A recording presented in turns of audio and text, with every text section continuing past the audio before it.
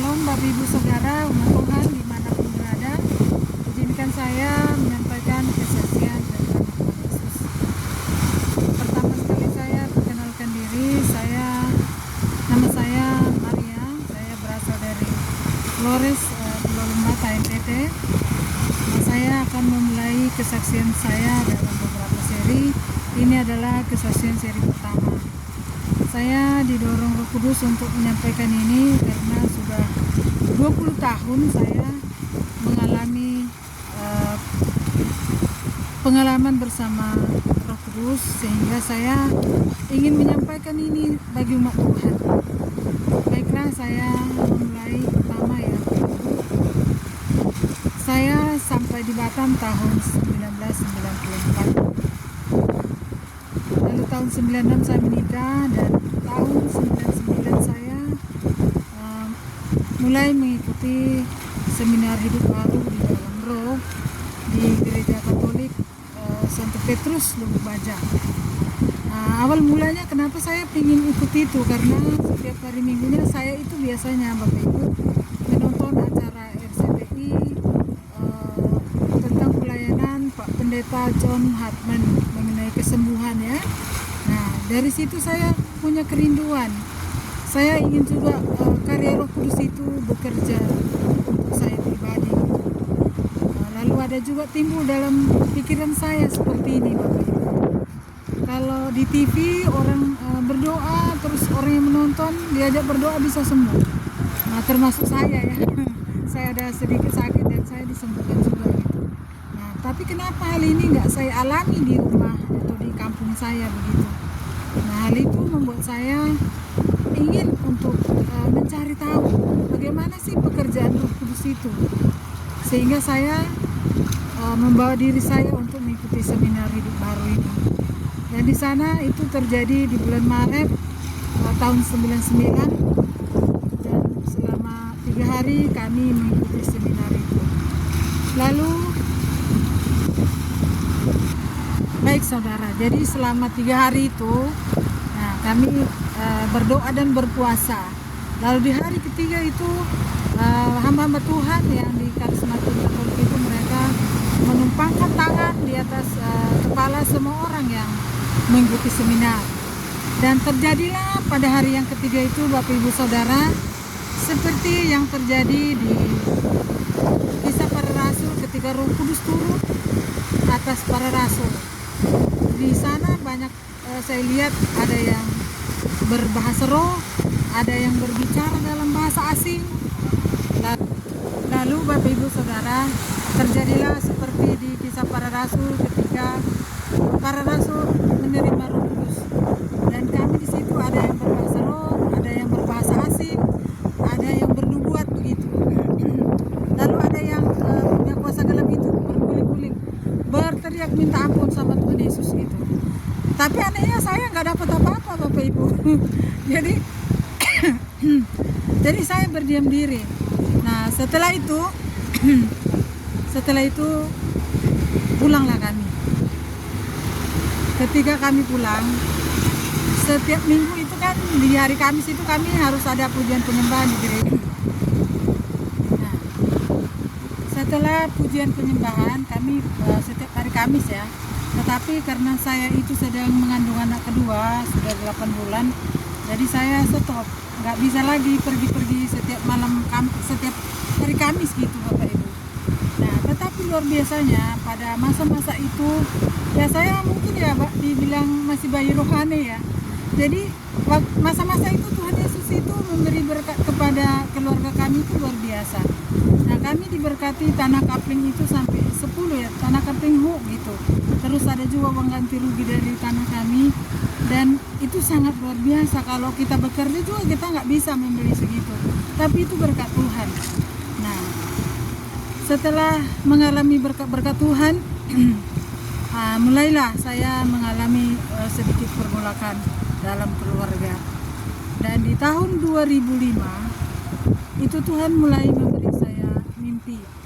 Nah, mimpi yang pertama itu adalah saya itu bermimpi tentang kedatangan Tuhan ke dunia. Kedua kali ya, tentang akhir zaman begitu Bapak Ibu. saya bermimpinya mula-mula seperti ini dilihatkan Tuhan dalam mimpi saya. Bumi ini sangat kecil. Dari ujung timur, ujung barat, utara dan selatan, bumi ini hanya bentuknya kecil saja Bapak Ibu, nggak besar. Jadi setelah Tuhan perlihatkan bumi itu kecil, lalu tiba-tiba saya dengar malaikat Tuhan itu di langit itu meniup sangkakala.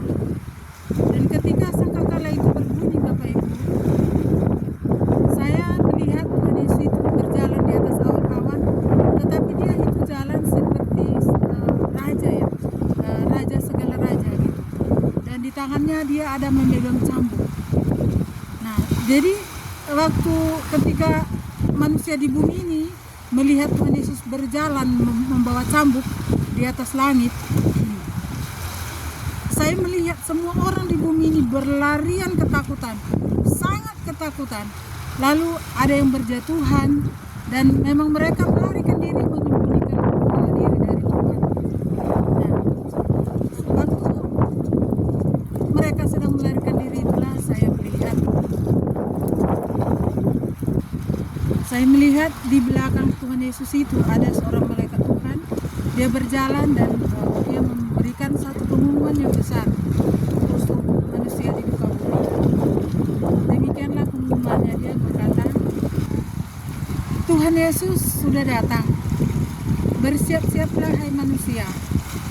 Siapa di antara yang melihat ini yang lebih dulu pingsan, dia akan dipakai Tuhan. Lalu tiba-tiba roh saya itu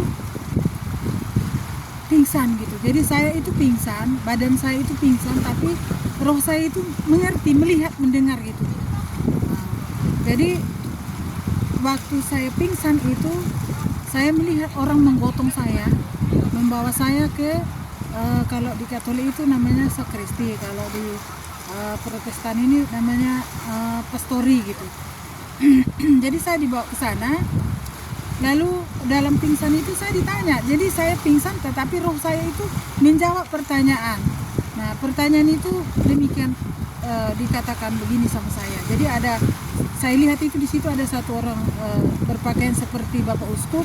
Lalu ada pelayan-pelayan Tuhan di situ. Lalu orang yang berpakaian seperti Bapak Uskup itu dia bertanya sama saya, "Hei Maria, apakah kamu mau dipakai Tuhan?" Saya bilang, "Ya saya mau." "Nah, apa kamu mau nunggu 2 tahun?" Saya bilang, pasti saya tunggu." Ditanya lagi yang kedua, "Maukah menunggu 5 tahun?" Saya bilang, "Pasti saya tunggu." Terakhir dia bilang, "Kalau 10 tahun bagaimana Maria? Bisakah kau menunggu?" Saya katakan, "Ya, saya sanggup menunggu 10 tahun." Nah Bapak Ibu, setelah saya menjawab, saya sanggup menunggu 10 tahun, lalu saya terbangun Bapak Ibu. Nah ketika saya terbangun itu, saya diingatkan Tuhan, ada 2 firman Tuhan, salah satunya di Yoel dan satu di Matius ya, itu tentang akhir zaman. Terus kalau di Yoel itu tentang pencurahan roh begitu ya. Nah jadi sebelum saya lanjut, kita dengarkan dulu firman Tuhan yang diingatkan Tuhan kepada saya tentang kedatangan Tuhan Yesus dan juga tentang Roh Kudus yang akan diterima oleh orang muda, orang tua, anak-anak. Itu adalah janji Tuhan. Mari kita dengarkan firman Tuhan. Yoel 2 ayat 28 sampai 29. Kemudian daripada itu akan terjadi bahwa aku akan mencurahkan rohku ke atas semua manusia, maka anak-anakmu laki-laki dan perempuan akan bernubuat. Orang-orangmu yang tua akan mendapat mimpi, teruna-terunamu akan mendapat penglihatan-penglihatan. Juga ke atas hamba-hambamu laki-laki dan perempuan akan kucurahkan rohku pada hari-hari itu. Matius 24 ayat 30 sampai 31.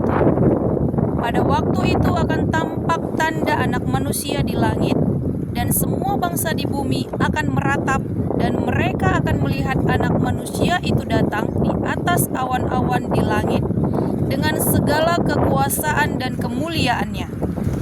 Dan ia akan menyuruh keluar malaikat-malaikatnya dengan meniup sangkakala yang dahsyat bunyinya, dan mereka akan mengumpulkan orang-orang pilihannya dari keempat penjuru bumi, dari ujung langit yang satu ke ujung langit yang lain. Amin. Nah, jadi saya tahun ini sudah 2025 ya. Jadi dari 2005 sampai ke 2025 itu sudah 20 tahun. Dan saya menyampaikan bahwa firman Tuhan itu ya dan amin, bahwa apa yang dijanjikan Tuhan itu akan terjadi. Dan nubuatan yang di kitab Yoel yang kita dengar tadi itu saya sudah mengalaminya. Jadi itu saya menerimanya karunia mimpi dulu. Nanti setelah beberapa tahun kemudian baru saya mulai mengalami karunia nubuatan, penglihatan dan pendengaran. Baik, saya waktu menerima karunia mimpi pertama itu luar biasa Tuhan Yesus itu. Jadi saya diberitahu tentang nenek saya yang merawat saya dari kecil. Kebetulan nenek saya ini orang Muslim ya. Nah, mama saya dulu pernah sakit, jadi saya dirawat mereka dari kecil sampai masuk SD baru dikembalikan gitu. Nah, saya punya ikatan batin dengan nenek saya ini luar biasa. Saya merasa dialah mama saya sebenarnya. Lalu waktu itu saya bermimpi. Saya dikasih tahu, saya dengar suara itu. Dalam mimpi saya itu ada suara bilang begini, Maria, 40 hari lagi ada keluargamu meninggal. Jadi saya berpikir bahwa itu bapak saya yang akan meninggal karena bapak saya itu lagi komplikasi gitu. Nah, jadi saya memang berdoa, Tuhan tolonglah bapak saya gitu. Tapi ternyata setelah 2 minggu itu bukan bapak saya yang meninggal, yang sakit gitu. Nenek yang merawat saya itulah yang sakit. Jadi saya bawa terus dalam doa sampai 40 hari lewat 3 hari ya. Di situ nenek saya dipanggil Tuhan. Nah, yang luar biasanya lagi itu Tuhan sudah tahu bahwa saya nanti pasti sedih ya. Jadi waktu saya mengalami itu memang saya Bapak Ibu, saya tidak bisa ngomong, saya berdiam diri hampir 3 hari ya. Saya merasa sangat kehilangan gitu. Walaupun saya sudah tua, saya merasa kehilangan gitu. Ada sesuatu yang saya rasa hilang gitu. Nah, lalu beberapa bulan sekitar setengah tahun kemudian saya lagi dikasih lagi bermimpi tentang keluarga dari nenek saya ini. Jadi anak daripada nenek saya yang bungsu ini dia sudah punya anak kan, anaknya laki-laki. Nah, jadi waktu itu saya dikasih tahu dalam mimpi seperti ini. Mula-mula saya melihat malaikat Tuhan itu berdiri di antara langit dan bumi. Jadi malaikat Tuhan itu dia nggak menginjak tanah ya, pokoknya di antara langit dan bumi begitu. Nah, lalu di depan saya itu ada 2 orang hamba Tuhan. Mereka kelihatannya seperti pendeta gitu karena pakai baju putih, dasi juga gitu, rapi gitu kan. Nah, begitu mereka mendekat, lalu malaikat Tuhan itu berbicara dari langit. Dia bilang begini, Maria, besok di rumah bapak kamu, Bapak Anwar, nanti ada yang meninggal gitu. Jadi saya tuh kaget gitu. Itu pas pukul 3 pagi. Jadi saya tuh kaget, loh siapa yang meninggal gitu kan. Jadi waktu saya bangun itu saya nggak tidur lagi, saya berdoa dan saya pagi jam 6 itu saya menelpon ke kampung. Saya bertanya-tanya siapa sih yang sakit di situ. Ternyata ponakan dari bapak saya ya, karena dia anak dari nenek saya itu yang bungsu punya anak gitu. Ternyata dia waktu sore memang pagi sampai siang itu gak ada apa-apa. Masuk waktu sore hari. Nah, di sore hari itu ponakan bapak saya ini dia lagi ngambil air untuk mau sholat, dia wudhu gitu ya. Nah, ketika dia wudhu itu dia nggak tahu kalau dulu di kampung itu kan pakai generator ya. Nah, jadi kabel dari generatornya ada yang telanjang, dibiarkan aja di tanah. Jadi ponakan bapak saya ini dia injak itu kabel yang telanjang ini dan dia meninggal di tempat. Nah, disitulah saya baru mengerti, oh segala sesuatu yang Tuhan beritahukan akan terjadi itu pasti akan terjadi karena Tuhan itu nggak mungkin memberitahu kita sesuatu yang salah. Nah, jadi setelah meninggal adik saya ini 15 menit saya ditelepon dikasih tahu bahwa apa yang saya sampaikan pagi tadi yang ketika malaikat Tuhan memberitahu saya itu sudah terjadi dan sudah digenapi, langsung meninggal adik saya itu. Nah, sejak saat itu Bapak Ibu, saya terus berdoa kepada Tuhan tentang karunia-karunia yang mau Tuhan berikan kepada saya, bahkan tentang mimpi supaya Tuhan juga menyingkapkan kepada saya hal-hal yang akan mau terjadi lewat mimpi itu, apa yang harus saya kerjakan. Hanya saja waktu itu Bapak Ibu, semua hamba-hamba Tuhan yang ada bersama dengan saya itu, mereka sudah pergi ke luar kota masing-masing kemana-mana, dan kelompok doa kami yang karismatik Katolik ini pun sudah bubar gitu. Jadi saya nggak tahu mereka ada di mana gitu. Nah, jadi setelah itu saya hanya bisa berdoa, saya hanya bisa mengucap syukur kepada Tuhan. Nah, jadi ini untuk sesi pertama itu dulu Bapak Ibu, pengalaman iman saya. Nanti kita akan dengar sesi berikutnya bagaimana Tuhan membentuk saya sampai saya bisa melayani sampai hari ini gitu ya. Jadi Tuhan itu kalau Dia ingin pakai kita, Dia akan melakukan hal-hal yang besar, hal-hal yang ajaib untuk kita. Jadi itu saja, terima kasih sama Tuhan. Tuhan Yesus memberkati. Amin.